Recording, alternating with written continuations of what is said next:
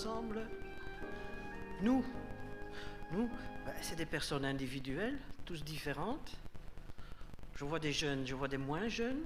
Il y a des actifs, des moins actifs, des personnes seules, des familles nombreuses, personnes en bonne ou en moins bonne santé. Mais tout cela mis ensemble, ça fait que nos vies sont parfois agitées. Les soucis et les fardeaux ne nous épargnent pas. Il nous arrive même d'être fatigués. Et c'est dans ces moments particulièrement qu'il est bon de pouvoir s'arrêter pour un temps de culte, pour déposer nos soucis, nos fatigues, nos peines, pour nous laisser accueillir par le Christ vivant. Oui, le Christ nous accueille ce matin. La paix du Père, l'amour du Fils, la consolation de l'Esprit nous sont offerts pour que nous vivions ce culte au repos, l'esprit apaisé. Je vous invite à venir dans la présence du Seigneur avec ce premier cantique.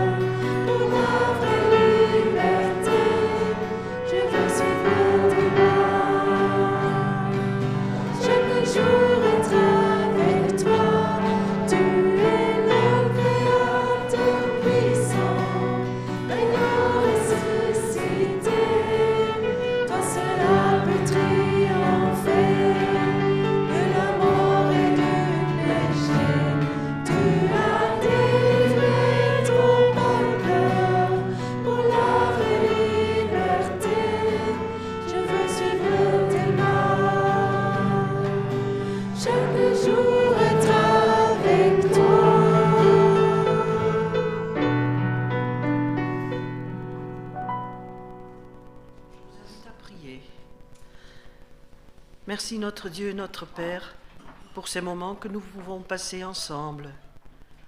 Tu nous invites, tu nous accueilles. C'est ta maison, c'est ton amour qui nous attire à venir te rendre un culte. Aide-nous à déposer nos fardeaux, à nous déconcentrer pour enfin être concentrés sur toi, pour te louer, t'adorer, écouter ta parole, être nourris par toi, le pain vivant descendu du ciel. Merci pour ces instants, Père, au nom de ton Fils Jésus. Et parfois nous avons besoin de nous rappeler les bienfaits de notre Dieu envers nous. C'est ce que je vous invite à faire avec ce chant suivant. Mon Dieu est si bon.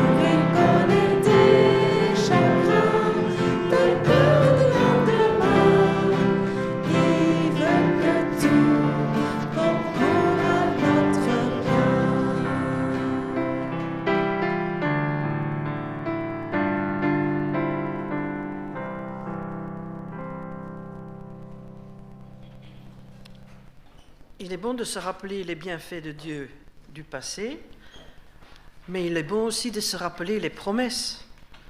Dieu a envers nous des projets. Écoutez le prophète Jérémie.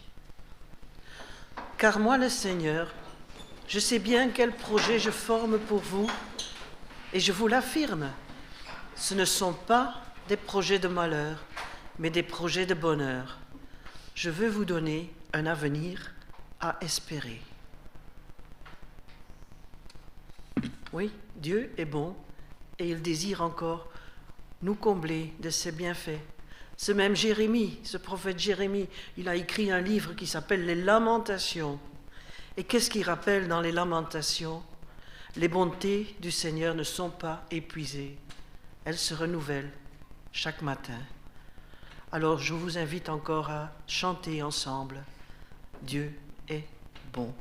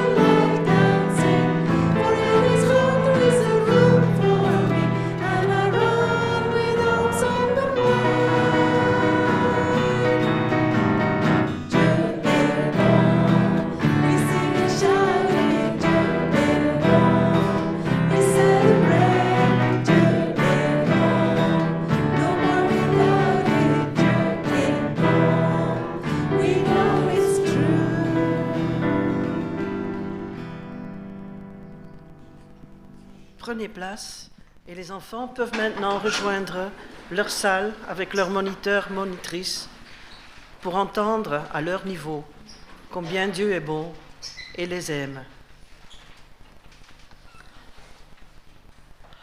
Dieu est bon, c'est vrai, mais en même temps, je constate dans ma vie que je ne suis pas toujours tel que je devrais l'être. Riche en foi et bonnes œuvres, aimante, toujours aimante, ressemblante à mon Dieu, lente à la colère, prête à pardonner, etc. Alors, quand je viens au culte le dimanche, qu'est-ce que j'ai à offrir au Seigneur? Les vieux cantiques l'expriment souvent mieux que les plus récents. Alors, je veux vous inviter à chanter « Seigneur, je n'ai rien à t'offrir ».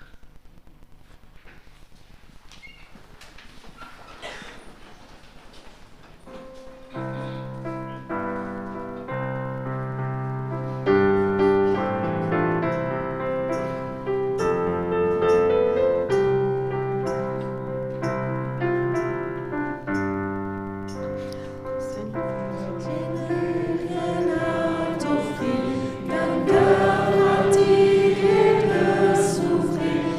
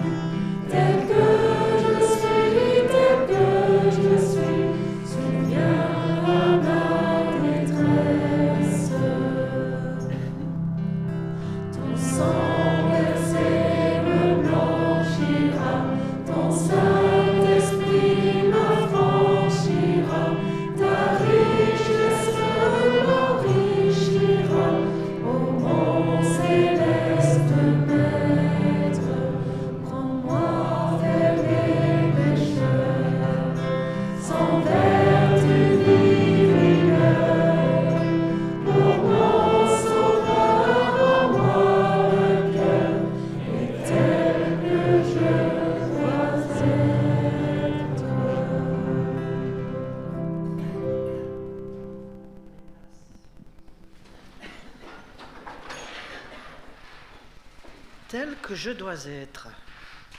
Mais cela me rappelle non seulement mon état actuel, mais aussi les promesses. Une promesse que Paul donne dans sa lettre aux Philippiens.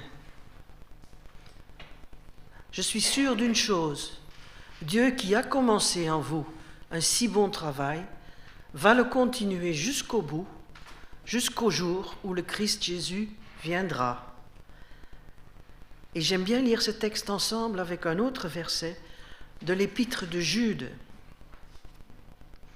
À celui qui peut vous garder de toute chute et vous faire paraître sans défaut et plein de joie en sa glorieuse présence, ô Dieu unique, notre Sauveur par Jésus-Christ, notre Seigneur, sont la gloire, la grandeur, la puissance, l'autorité, depuis toujours, maintenant et pour toujours. Amen. Nous avons écouté ces paroles, à notre tour d'y répondre, de répondre au Seigneur. De plusieurs façons, c'est possible et c'est même souhaitable. Le langage de l'amour, ce que l'on dit, ça en fait partie des paroles, mais aussi ce qu'on fait, des cadeaux, des moments de qualité ensemble, des services rendus. Alors merci pour tout ce que vous offrez au Seigneur, votre temps, votre service dans l'Église ou envers les autres, comme des bons samaritains. Merci aussi pour vos offrandes, régulièrement par prélèvement ou occasionnellement selon vos possibilités, dans les 2 boîtes à la sortie de cette salle. Mais prenons aussi le temps d'exprimer, par nos paroles de louange, nos prières, notre amour pour le Seigneur. Et pour introduire notre temps de prière libre, je vous invite à vous lever encore pour chanter et vivre ensemble ce que dit ce cantique.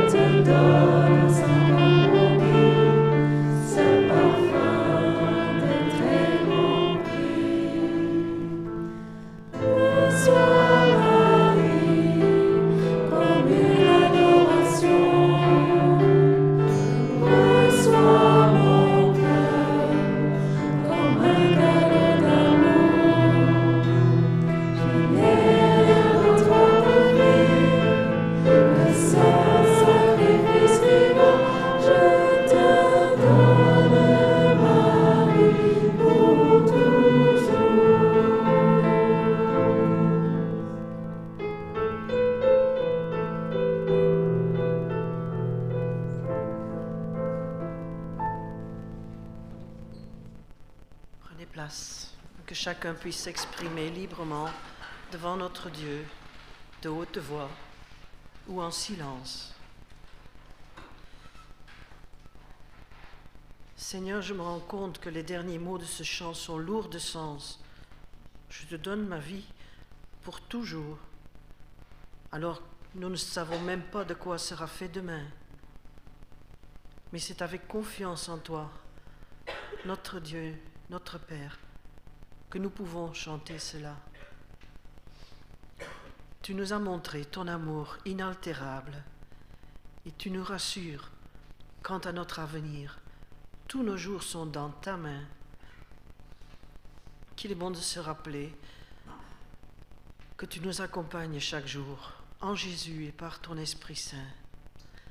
Oui, tu as ouvert pour nous un monde invisible et tu nous invites à marcher avec toi en portant notre attention aussi sur ce qui est invisible. Nous savons, ce qui est visible est provisoire, mais ce qui est invisible dure toujours. Nous te louons, Père, de nous avoir offert cette possibilité de vivre en ta présence. Merci. Merci pour ton Fils Jésus qui nous a donné cet accès par son sacrifice à la croix. Et c'est en son nom que nous te prions. Amen.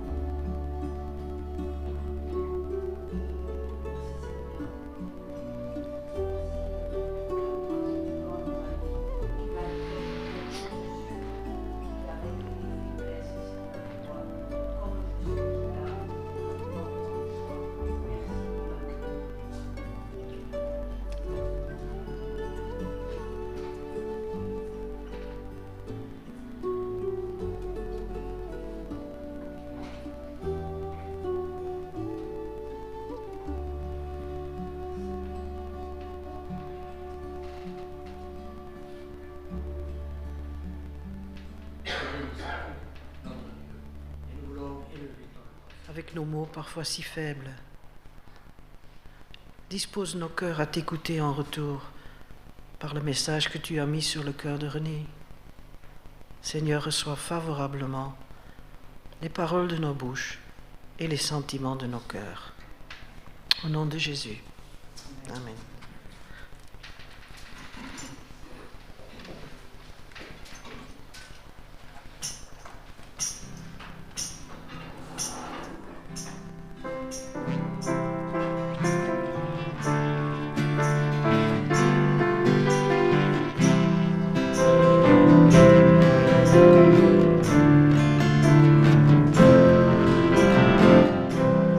Reçois favorablement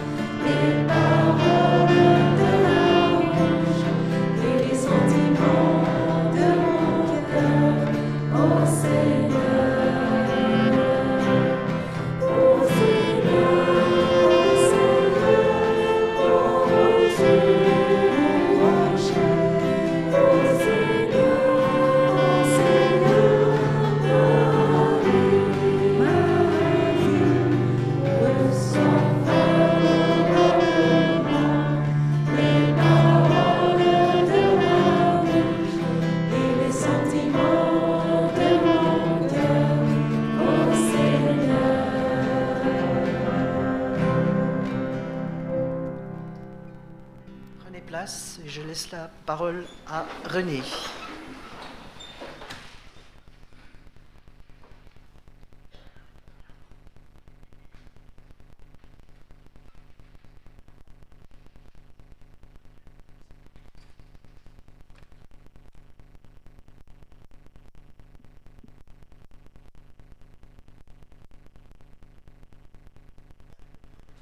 Eh bien, bonjour à tous. Ça va? Bon. Le thème de ce matin, c'est comment établir une relation personnelle avec Dieu. Et ça m'arrive à dire à certaines personnes que nous n'avons pas à chercher une religion, mais une vraie relation avec Dieu. En parlant de relation personnelle avec Dieu, il y a un peu plus d'un mois, j'ai eu le Covid. Bon, maintenant le Covid, c'est devenu banal. Mais pour moi, ça a été plus que banal. J'ai passé 2 nuits blanches, assis sur le canapé, avec une toux infernale. Jamais j'avais eu une toux pareille. Et le deuxième jour, à 1h du matin, j'étais à bout. J'avais mal partout, j'étais complètement fatigué. Et là, j'ai crié au Seigneur. J'ai crié au Seigneur avec, je dirais, un peu de colère. J'ai dit, Seigneur, tu vois dans l'état que je suis. Ne permets pas que je repasse encore une nuit blanche. Tu es venu pour sauver. Tu es venu pour guérir. Alors, mets ta main guérissante sur moi. Et là, l'Esprit me dit, va chercher un verre d'eau. J'ai eu du mal à me lever parce que mes jambes ne me tenaient plus.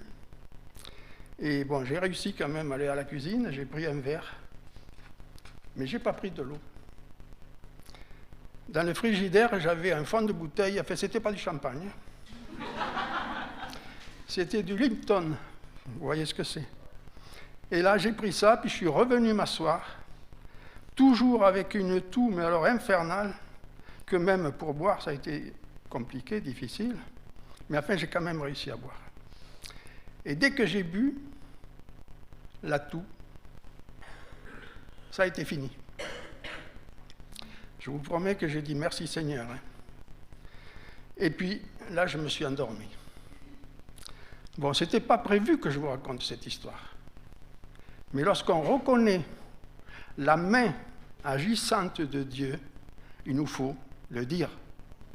Amen. 2 Chroniques 15:2. L'Éternel est avec vous quand vous êtes avec lui. Si vous le cherchez, vous le trouverez. Mais si vous l'abandonnez, il vous abandonnera. 1 Chroniques 16:11. Ayez recours à l'Éternel et à son appui. Cherchez continuellement sa face. Pour cultiver cette intimité avec Dieu, source de puissance, nous devons, premièrement, mettre de l'ordre dans nos pensées sur nous-mêmes, sur notre passé, notre avenir et même sur Dieu. Mais pour cela, il nous est indispensable de faire face à la vérité que Dieu nous révèle. Et celle-ci concerne notre propre personne. Il y a de nombreuses personnes, avant de se poser cette question, en posent d'abord une autre. Dieu existe-t-il vraiment? Car Dieu dépasse de loin notre compréhension. Lui seul a la réponse et peut nous montrer le chemin qui nous mène à lui. La Bible dit, il se révèle à qui il veut et comme il veut. Luc 10, 21, 22. À ce moment même, Jésus tressaillit de joie par le Saint-Esprit et il dit : Je te loue, Père, Seigneur du ciel et de la terre, de ce que tu as caché ces choses aux sages et aux intelligents, et de ce que tu les as révélées aux enfants. Oui, Père, je te loue, de ce que tu l'as voulu ainsi. Toutes choses m'ont été données par mon Père, et personne ne connaît qui est le Fils, si ce n'est le Père, ni qui est le Père, si ce n'est le Fils, et celui à qui le Fils veut les révéler. Toutes ces occasions où Dieu se révèle nous donnent la possibilité, si nous la saisissons, de nous approcher de lui. Dieu s'adresse à nous par l'annonce de sa parole, la Bible. Jérémie 29, 11. Car je connais les projets que j'ai fermés sur vous, dit l'Éternel, projets de paix et non de malheur, afin de vous donner un avenir et de l'espérance. Alors ça, c'est un verset que je connais bien parce que lorsque j'avais eu mon accident, ma fille me l'avait écrit sur mon plâtre. Quelle est ma position face à la parole de Dieu ? Est-ce que je l'écoute avec un cœur ouvert, sans avoir de doute, de préjugés, de la méfiance ? Dans le voyage de la vie, plus de 90% des humains sont poussés par les événements sans s'inquiéter ni s'émouvoir le moindre du monde. Qu'il advienne ce qui pourra. Pourquoi ne pas écouter Dieu à ce qu'il a à nous dire par son Fils Jésus-Christ ? 1 Corinthiens 6, 19. Ne savez-vous pas que votre corps est le temple du Saint-Esprit qui est en vous, que vous avez reçu de Dieu et que vous ne vous appartenez point à vous-même ? Éphésiens 6, 12. Car nous n'avons pas à lutter contre la chair et le sang, mais contre les dominations, contre les autorités, contre les princes de ce monde de ténèbres, contre les esprits méchants dans les lieux célestes. Alors, peu importe qu'on le soit dans le bon ou le mauvais train, pourvu que l'on avance confortablement, ne devrions-nous pas, au contraire, avec la plus grande énergie, s'informer et chercher à connaître l'issue de ce voyage ?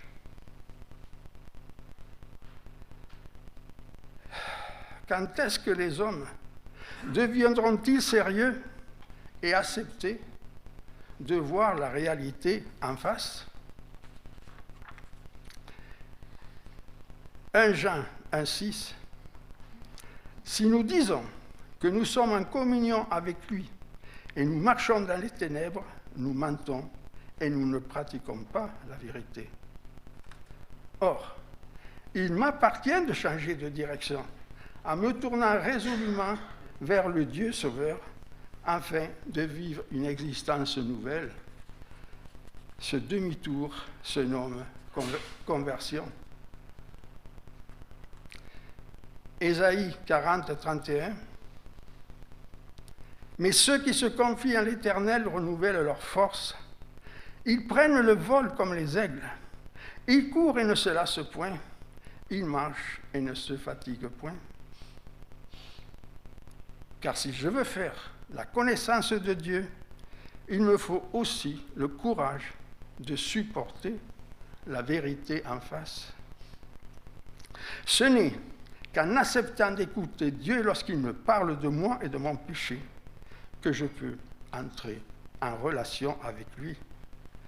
Commencez par lire l'évangile de Jean et lui dire « Parle Seigneur, je veux t'écouter ». Écoutez Dieu, même lorsqu'il vous révélera clairement la vérité à ce qui vous concerne, vous et votre péché. Parlez-lui de tout, et surtout de vous-même et de vos fautes. Il y a bien des années,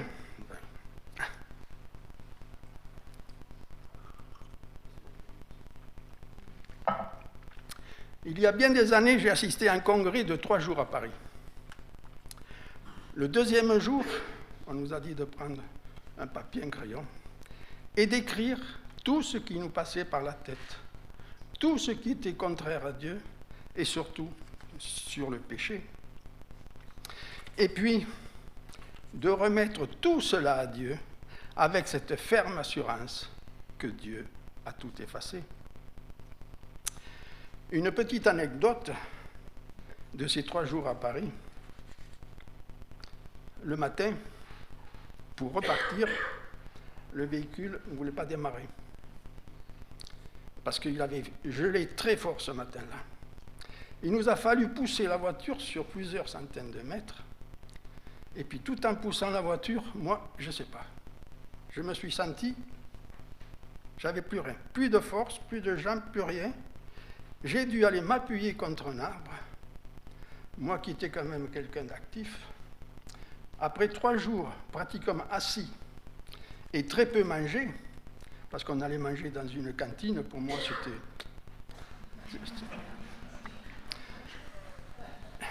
Alors, appuyé contre l'arbre, j'ai dû même m'agripper parce que pour pas tomber, et tout était noir autour de moi. Là, je me suis vraiment senti partir. Et j'ai dit au Seigneur, Seigneur, si c'est l'heure que je dois te rencontrer, eh bien je suis prêt.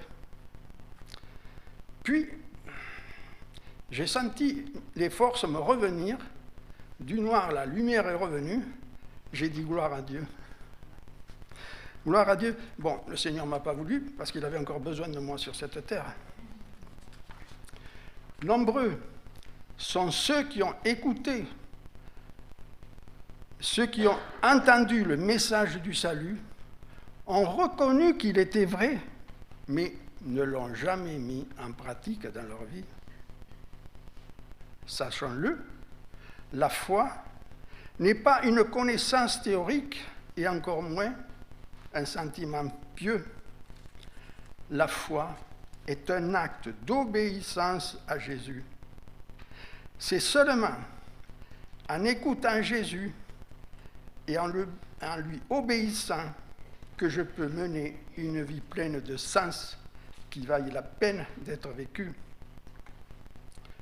Deutéronome 28:1.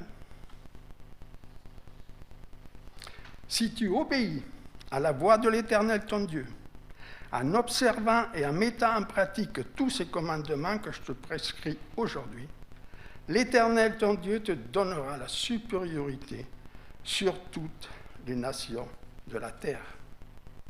Et Jacques 1:22. Mettez en pratique la parole et ne vous bornez pas à l'écouter en vous trompant vous-même par de faux raisonnements. Assurez-vous qu'il n'existe plus de péché dans votre vie et être rempli du Saint-Esprit. Et être toujours prêt à communiquer votre foi. Prenez l'initiative d'aller vers les autres, parlez-leur de Jésus-Christ et attendez-vous à des résultats. Colossiens 3, 23-24. Tout ce que vous faites, faites-le de bon cœur comme pour le Seigneur et non pour les hommes, sachant que vous recevrez du Seigneur l'héritage pour récompense.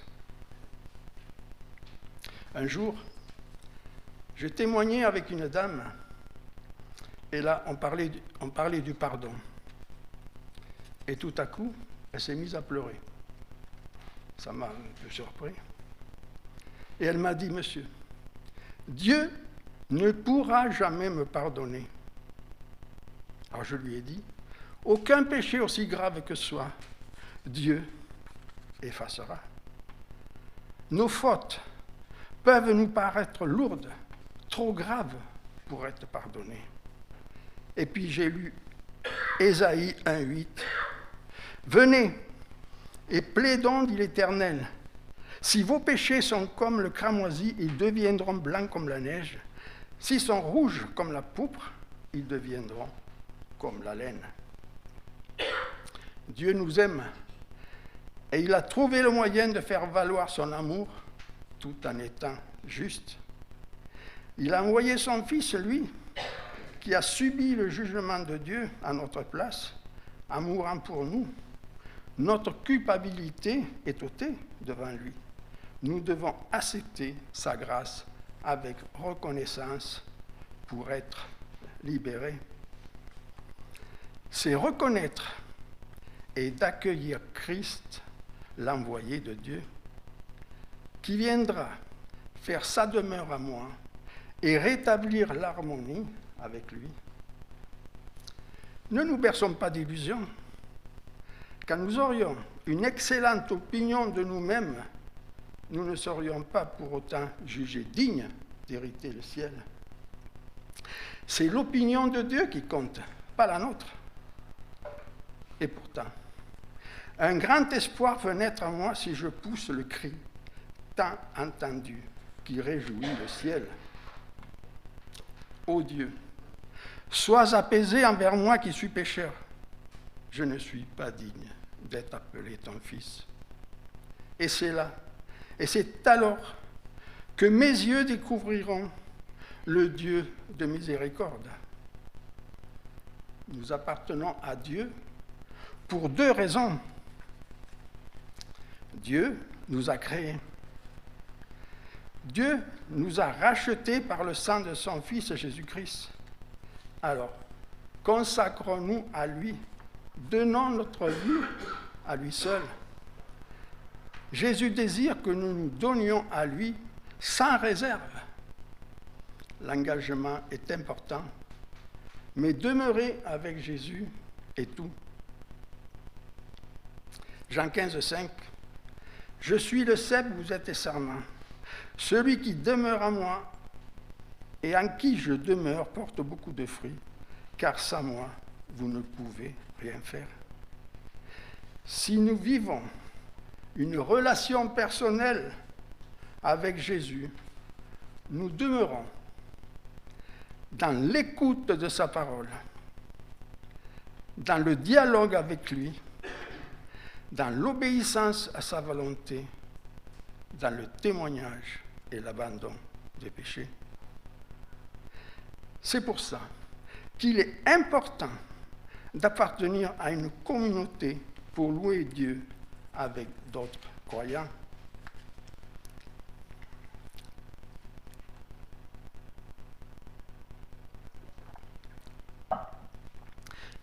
Acte 2, 42-47. Il persévérait dans l'enseignement des apôtres, dans la communion fraternelle, dans la fraction du pain et dans les prières. La crainte s'emparait de chacun et il se faisait beaucoup de prodiges et des miracles par les apôtres. Tous ceux qui croyaient étaient dans un même lieu et ils avaient tous en commun. Ils vendaient leurs propriétés et leurs biens et ils en partageaient le produit entre tous, selon les besoins de chacun. Ils étaient chaque jour tous ensemble, assidus au temple. Ils rompaient le pain dans les maisons et prenaient leur nourriture avec joie et simplicité de cœur, louant Dieu et trouvant grâce auprès de tout le peuple. Et le Seigneur ajoutait chaque jour tous ceux qui étaient sauvés. Et je reprends cette dernière phrase. Et le Seigneur ajoutait tous ceux qui étaient sauvés.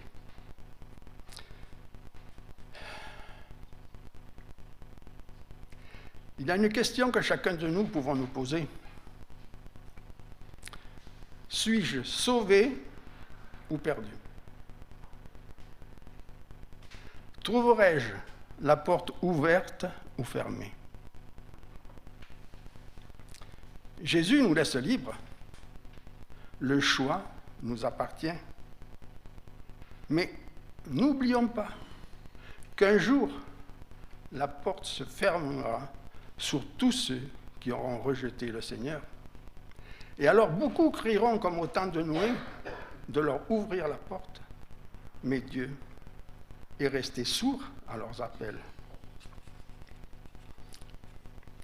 Pour nous, n'attendons pas qu'il soit trop tard.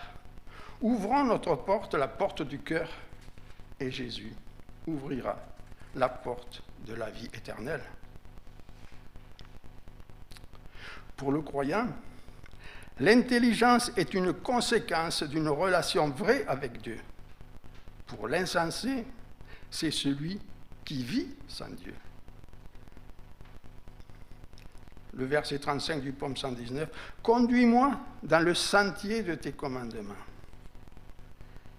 La vie, c'est connaître et aimer Dieu. Vivre avec Christ, c'est vivre véritablement. Sommes-nous prêts à nous réjouir malgré les difficultés qui nous assaillent chaque jour? Oui, car le Seigneur veut que nous nous réjouissions d'abord pour ce qu'il est, pour ce qu'il fait dans nos cœurs et dans nos vies.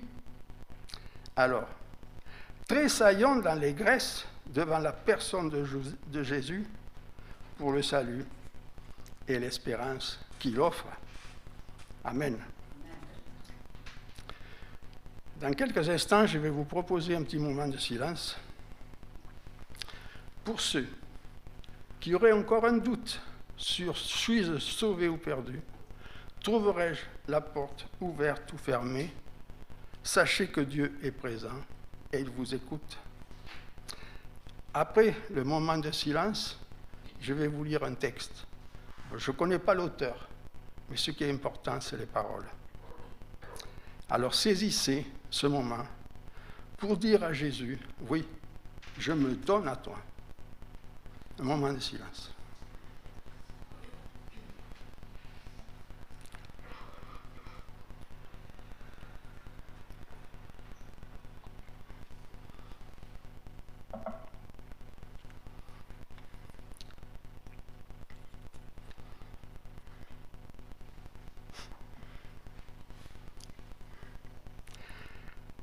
Pourquoi donc attendre, mon frère? Ton Sauveur t'appelle aujourd'hui. Lève-toi, sors de ta misère. Il t'aime, viens à lui. L'heure de ton salut s'envole. Maintenant, tu pourrais encore saisir Jésus, qui seul console.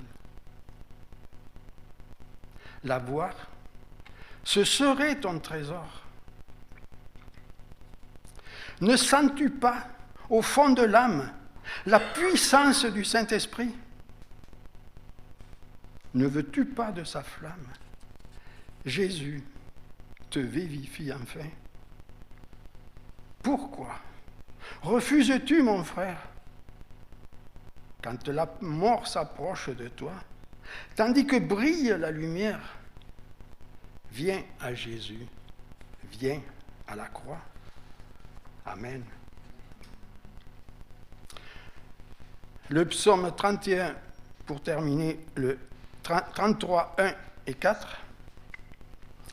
Juste, réjouissez-vous en l'Éternel. La louange si aux hommes droits. Célébrez l'Éternel avec la harpe. Célébrez-le sur le luth à 10 cornes. Chantez-lui un cantique nouveau. Faites retentir vos instruments et vos voix, car la parole de l'Éternel est droite, et toutes ses œuvres s'accomplissent avec fidélité. Amen. Alors je vous propose de faire retentir vos voix par le chant. Entendez tous l'appel. Ressuscité, il vit encore, dites-le fort, encore plus fort, annoncez ce que Dieu a fait.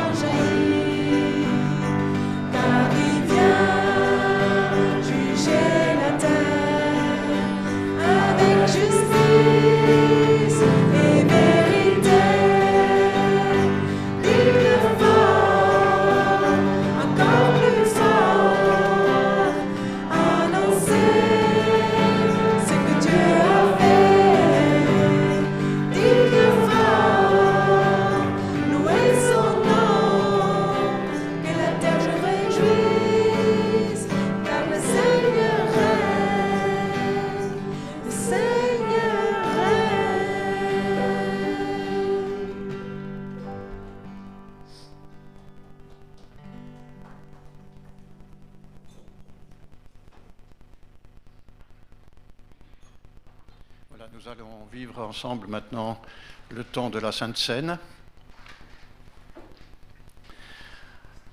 Dans sa lettre aux Romains, l'apôtre Paul écrit à la fin du chapitre 6 « Le salaire du péché, c'est la mort, mais le don gratuit de Dieu, c'est la vie éternelle en Jésus-Christ. »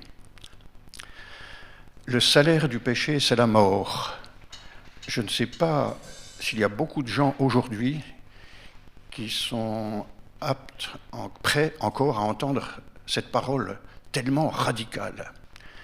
Nous l'avons entendue. Cette parole, elle nous concerne tous. Le salaire, c'est-à-dire ce que mérite le péché, c'est la mort. Cela nous rappelle déjà une chose, c'est que Dieu, lui, ne minimise jamais le péché. Le péché, pour Dieu, est toujours quelque chose de gravissime, quel qu'il soit.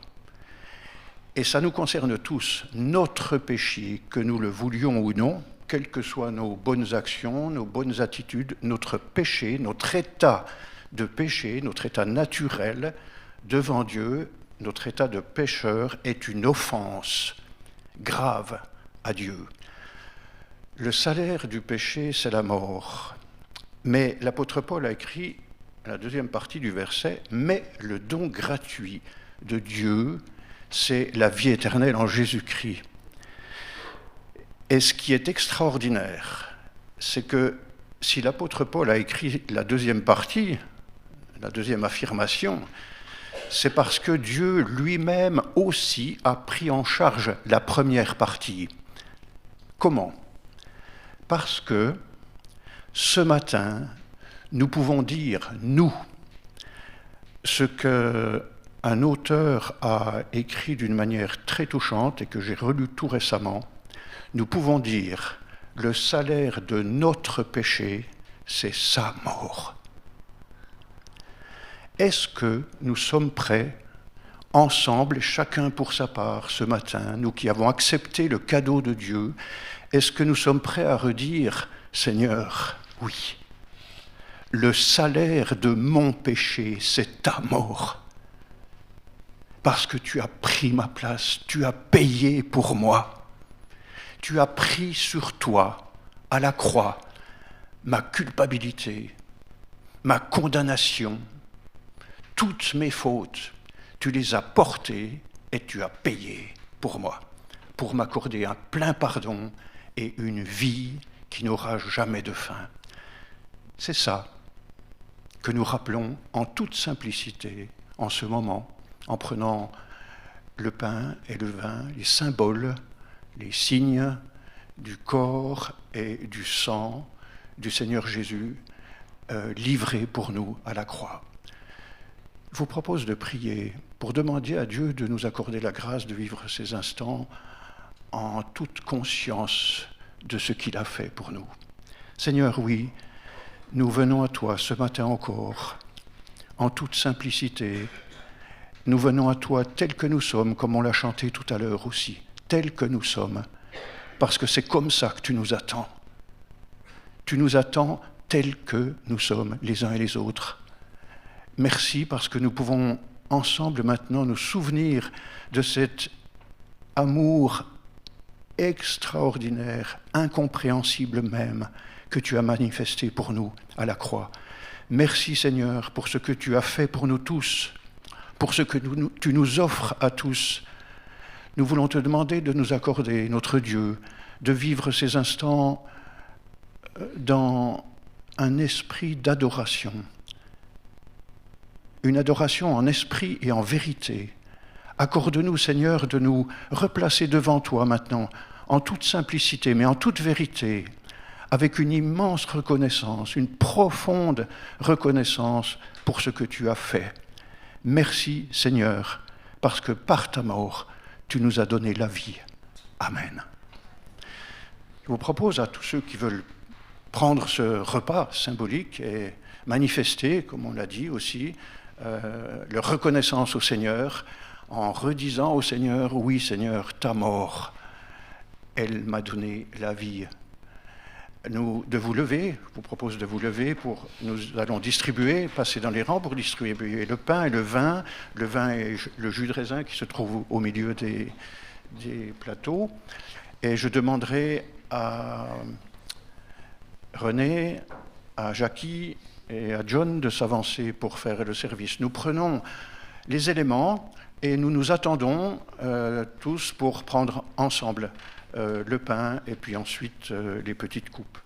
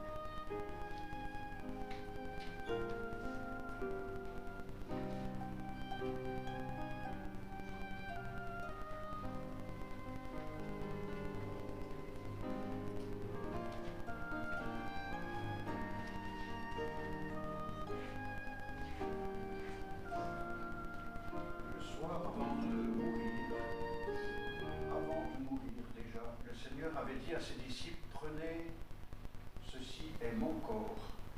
Cela dit déjà à quel point le Seigneur était déterminé à aller vers cet événement qui allait arriver le lendemain et qui était redoutable pour lui. Le Seigneur a accepté d'aller jusqu'à la croix pour chacun de nous, pour moi. Prenez, ceci est mon corps, dit le Seigneur.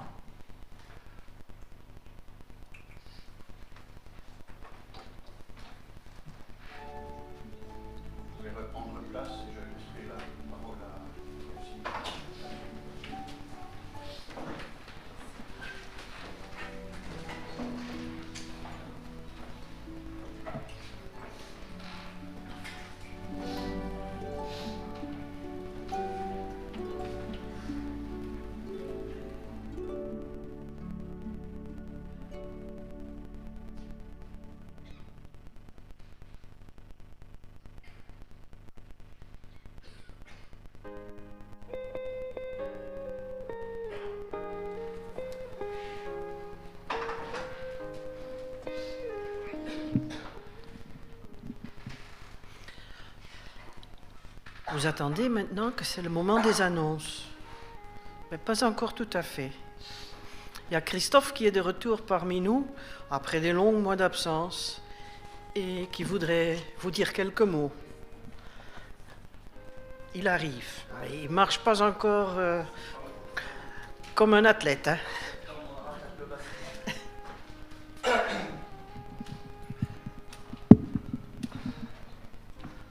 Bonjour à tous et bonjour à toutes. C'est avec un grand plaisir que je reviens à l'église aujourd'hui et de vous revoir.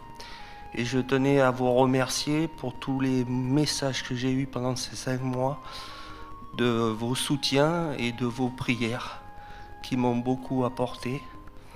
Et voilà, je suis là aujourd'hui. Ça va, pas la grande forme encore, mais ça va. Voilà, j'ai vu le chirurgien jeudi dernier. Après, j'ai eu de bonnes nouvelles. La hanche n'est pas nécrosée. Donc tout va revenir normal. Il suffit juste que je patiente et que tout se remette dans l'ordre. Et merci encore et je tiens à remercier aussi le Seigneur. Merci encore.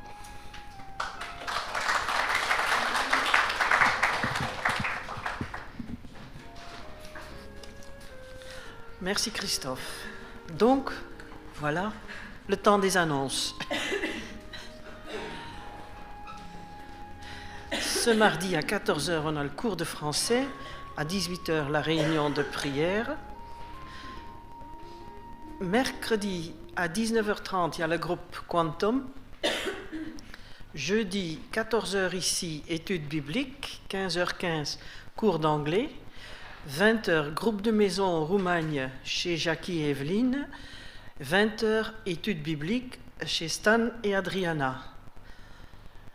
Et vendredi 21 novembre à 20h, il y a le groupe de maison de Moulédier qui se tient chez Jean-Patrick et Hélène.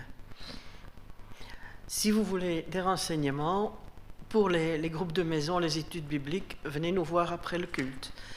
Samedi 22 à 14h, il y aura répétition de l'équipe de louange et à 18h30 se réunit le groupe des jeunes. Et dimanche 23 novembre, en plus du culte, on a une petite réunion après le culte pour la planification du club de Noël qui se tiendra le 7 décembre, mais on va d'abord parler du 14. Le 14 décembre, c'est notre fête de Noël, suivie d'un repas de Noël.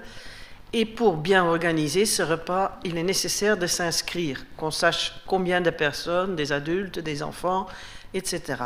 Il y a une feuille disponible dans le hall, vous y mettez votre nom, le nombre d'adultes et d'enfants, ou vous envoyez un mail à notre coordinateur. Fin des annonces. Zut alors! Mais le 7 décembre, nous avons dans l'après-midi à 14h30 un club d'enfants. Et le but, c'est aussi que les enfants de l'école du dimanche puissent inviter leurs copains de l'école ou des voisins pour venir ensemble passer un après-midi avec des animations, bien sûr, un goûter encore plus sûr. Mais le plus important, c'est quand même qu'ils écoutent la vraie, véritable histoire de Noël. Parce qu'il y a 2 semaines, je demandais à mes petites filles qui ont 6 ans, c'est quoi en fait la fête de Noël? C'est la fête des cadeaux. Donc les enfants ont bien besoin d'entendre la véritable histoire de Noël.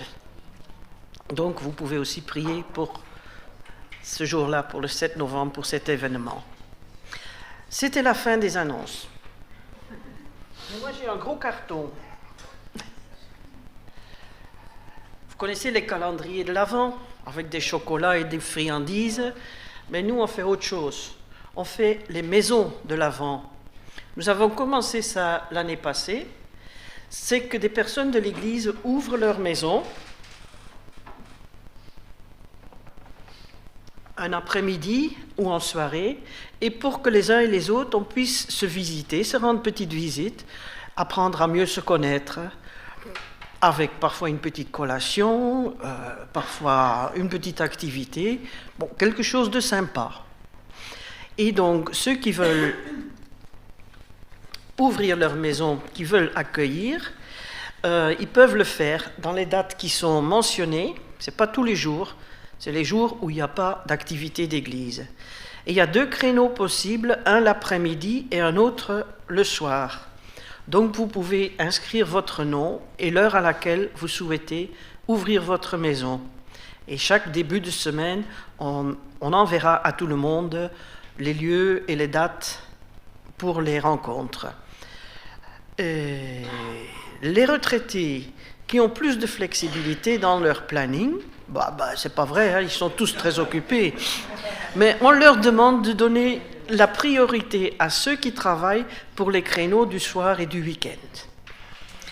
Voilà. Et pour toute autre question, veuillez vous adresser à Sandrine, qui n'est pas là, ou à John, qui est toujours là. Et je vous lis encore les derniers versets de l'épître de Paul aux Éphésiens. C'est une bénédiction que Paul leur adresse et qui se destine aussi à nous. Que Dieu le Père et le Seigneur Jésus-Christ accordent à tous les frères et à toutes les sœurs la paix et l'amour avec la foi. Que la grâce de Dieu soit avec tous ceux qui aiment notre Seigneur Jésus-Christ d'un amour inaltérable. Nous terminons avec un chant qui nous annonce cette paix.